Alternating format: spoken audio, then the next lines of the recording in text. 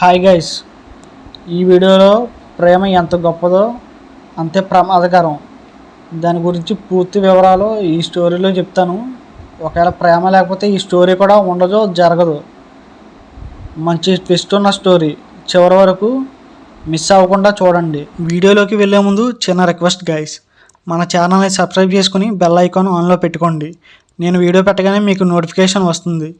And మీరు like చేస్తే ఈ వీడియో ఎక్కువ మందికి రీచ్ అవుతుంది. సోను గ్రాండ్ పేరెంట్స్ ఇంటికి వెళ్ళినప్పుడు దగ్గరలో ఉన్న ITI కాలేజీలో చదువుతున్న మేనాజ్ని కలిశాడు సోను.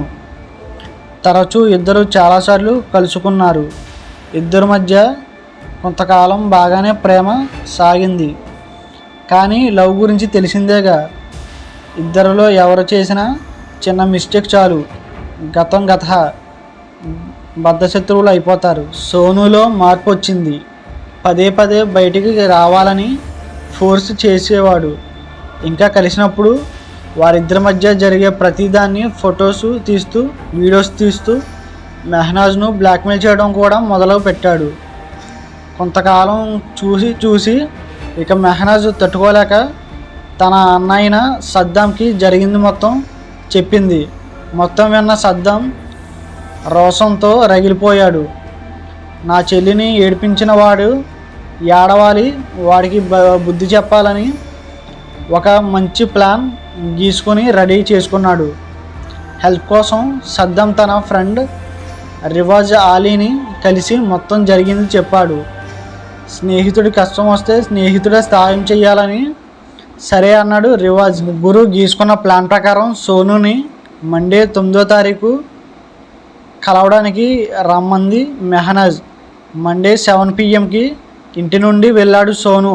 డైరెక్ట్గా మెహనాజ్ ఉంటున్న ఊరు సైఫైనీకి వెళ్ళాడు. బౌరా బ్రిడ్జ్ కాడ కలుసుకున్నారు.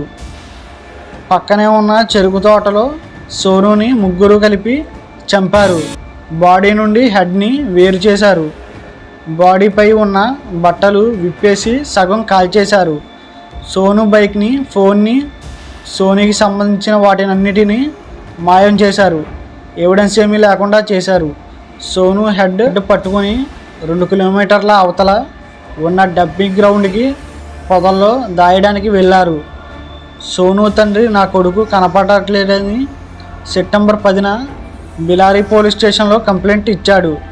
సెప్టెంబర్ 11వ తారీఖు బాడీ సైఫైని చెరుకు తోటలో దొరికింది. బాడీ కంపు కొడుతూ గుర్తుపట్టలేని స్థితిలో ఉంది.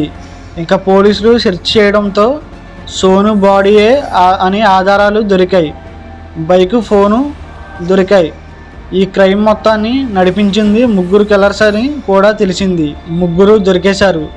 పోలీసుల ఎలక్ట్రానిక్ సర్వేలెన్స్లో ద్వారా చక్కగా మెహనాజ్ దొరికేసింది. లేదంటే సోను హత్య ఒక మిస్టరీగా మిగిలిపోయేది.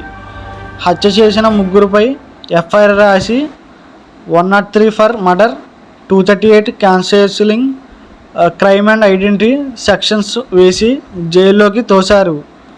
సోను చేసింది కరెక్టా, మెహనాజ్ చేసింది కరెక్టా అనేది మీ ఒపీనియన్ ఏంటో కామెంట్ చేయండి గైస్. మన ఛానల్ని సబ్స్క్రైబ్ చేసుకుని బెల్ ఐకాన్ ఆన్లో పెట్టుకోండి. నేను వీడియో పెట్టగానే మీకు నోటిఫికేషన్ వస్తుంది. అండ్ మీరు లైక్ చేస్తే ఈ వీడియో ఎక్కువ మందికి రీచ్ అవుతుంది.